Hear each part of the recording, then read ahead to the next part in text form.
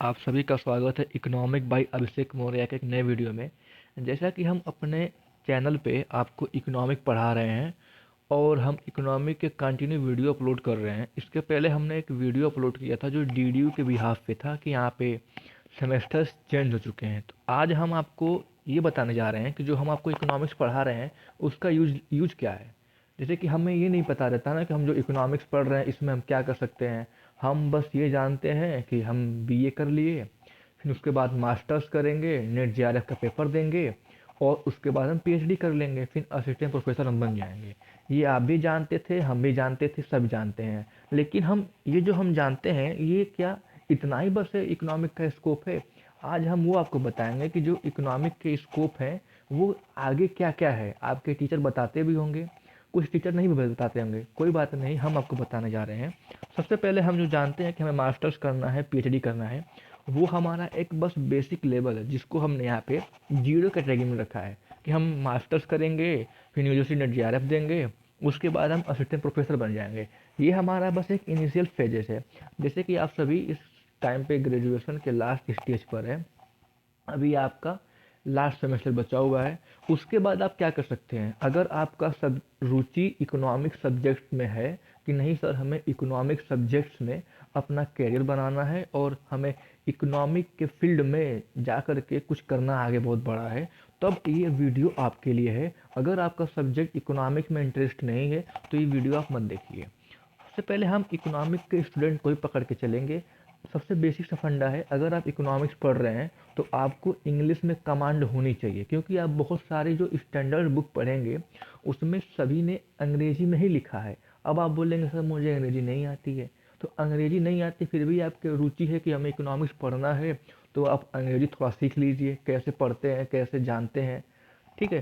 तो अब जब आप मास्टर्स करने जाएंगे तो मास्टर्स में आपको इंग्लिश लैंग्वेज में ही लिखना पड़ेगा, वहाँ पे हिंदी लैंग्वेज भी होता है।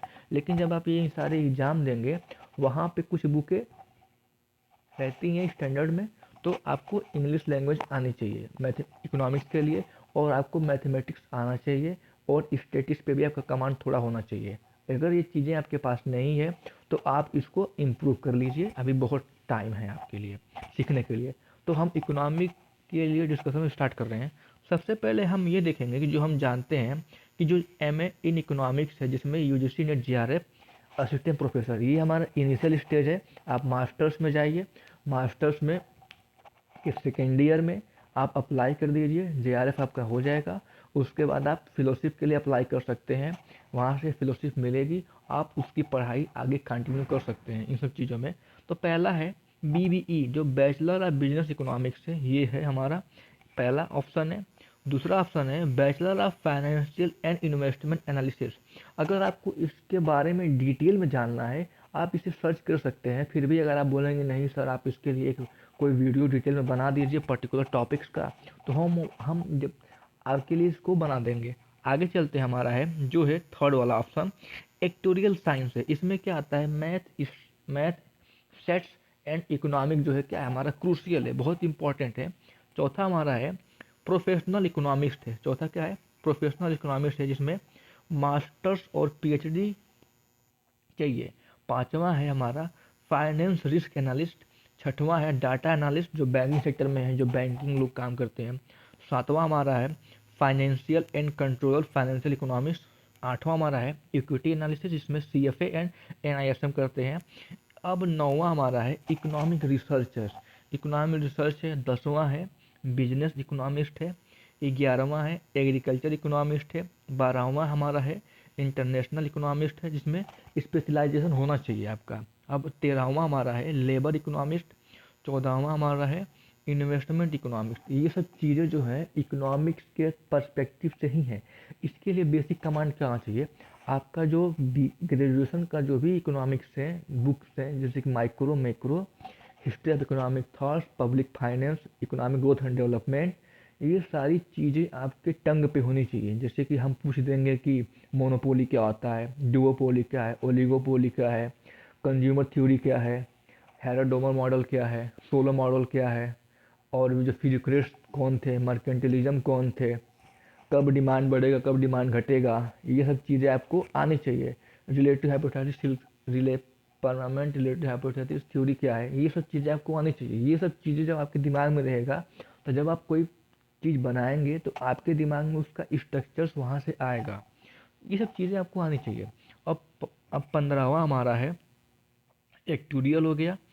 अब जो 16वां हमारा है आरबीआई डीपर, जो department of economic and research policy है, इसके लिए आपका 21 प्लस एज होना चाहिए, एक बैचलर डिग्री होनी चाहिए। ये आरबीआई ग्रुप डीपर का एक एग्ज़ाम होता है। और 7वां हमारा है जो कि बहुत से लोग इसको देते हैं, जो प्रीफर करते हैं, यूपीएससी जो है आईईएस। आईईएस का मतलब होता है इंडियन इकोनॉमिक सर्विसेज, और आईएसएस का मतलब होता है इंडियन स्टैटिकल सर्विसेज। जो आईईएस है इसके लिए आपको मास्टर्स होना चाहिए। मास्टर्स के सेकेंड ईयर में आप इसको अप्लाई कर सकते हैं। और जो आईएसएस है जिसका ग्रेजुएशन में स्टैटिक्स हो या उन्होंने एमएससी कर रखा है इस स्टैटिक्स से, वो इसको अप्लाई कर सकता है। अब सर हमने तो ग्रेजुएशन में स्टैटिक्स नहीं लिया है सर, तो क्या करें? तो भैया आपके लिए आईईएस बना हुआ है, या आप एमएससी करिए उसके बाद ये आईएसएस दीजिए। अब जो 8वां हमारा है जो काफ़ी वाइटल है, जो बहुत बड़ा स्कोप है इसका, टर्मंडियस, जो है आरबीआई का गवर्नर। आरबीआई का गवर्नर बनने के लिए आपके पास योग्यता आईएएस होना चाहिए, मतलब कि आप आईएएस अधिकारी होने चाहिए। उसके बाद ही आप गवर्नर के लिए अप्लाई कर सकते हैं। और आपका इकोनॉमिक सब्जेक्ट्स में ग्रेजुएशन मास्टर्स ये दोनों चीज़ें होनी चाहिए।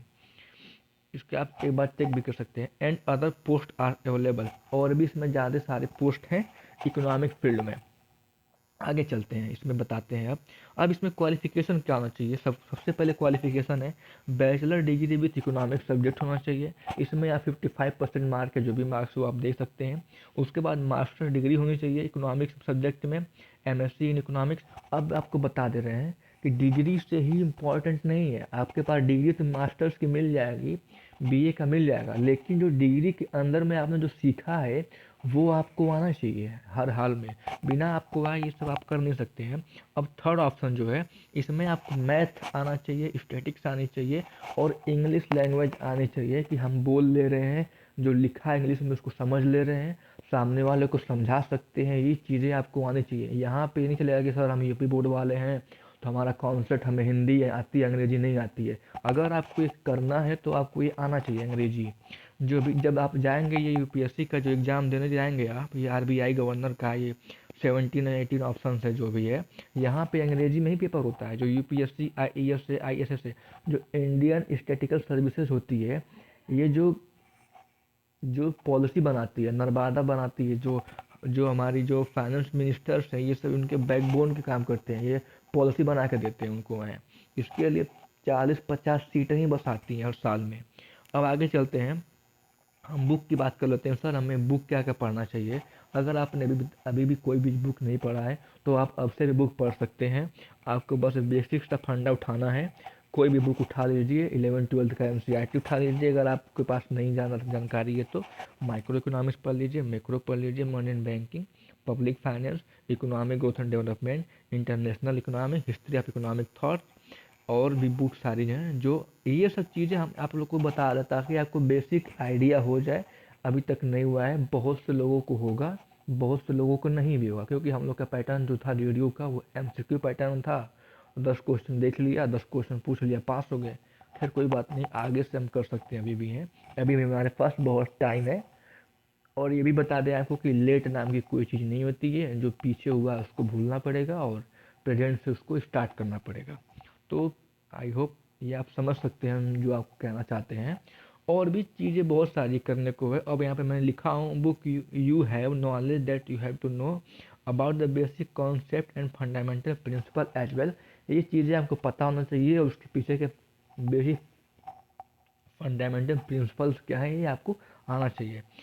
तो ये चीज़ें हैं इकोनॉमिक फील्ड में करने के लिए। आपको जेआरएफ से भी ऊपर चीज़ें बहुत सारी हैं जो आप हम कर सकते हैं।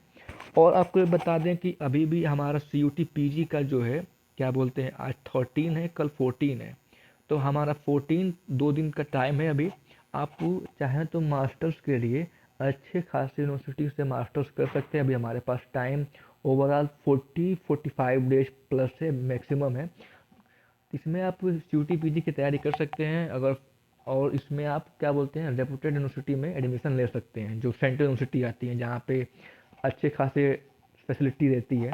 तो आई होप ये आपको वीडियो अच्छा लगा होगा। आप कमेंट जरूर करिए कि आपको इसमें से किसके बारे में डिटेल जानना है और आप किस चीज़ की तैयारी अब करने जा रहे हैं। और मैं आपको बता दूं कि जो मास्टर से यूजीसी नेट जेआरएफ जो है इस असिस्टेंट प्रोफेसर का, इसको आप मेरे ओपिनियन से आप प्लान बी लेके चलिए, क्योंकि अगर आगे ज़्यादा कुछ करना है और नहीं तो आपको जो उचित लगे आप वो कर सकते हैं अपने बिहाफ पे। मुझे जो बताना था ये मेरा पर्सपेक्टिव है, मेरा ओपिनियन है। आपका ओपिनियन कहाँ लैंड करता है ये आप अच्छे से जानते हैं। तो आई होप वीडियो को अच्छा लगा होगा। अपने दोस्तों के साथ जो भी आप किसी को बताना चाहते हो कि देखो इकोनॉमिक में ये स्कोप है, इकोनॉमिक में वो स्कोप है, आप उसे देख सकते हैं। और मेरा एक वीडियो है जिसमें मनीष सर बताया है कि इकोनॉमिक का स्कोप क्या है, आप उस वीडियो को भी देख सकते हैं। मैं इसका डिस्क्रिप्शन में लिंक डाल दूंगा। तो मिलते हैं नेक्स्ट वीडियो में, और आपका कौन सा वीडियो चाहिए हमें कमेंट जरूर करें। राधे राधे।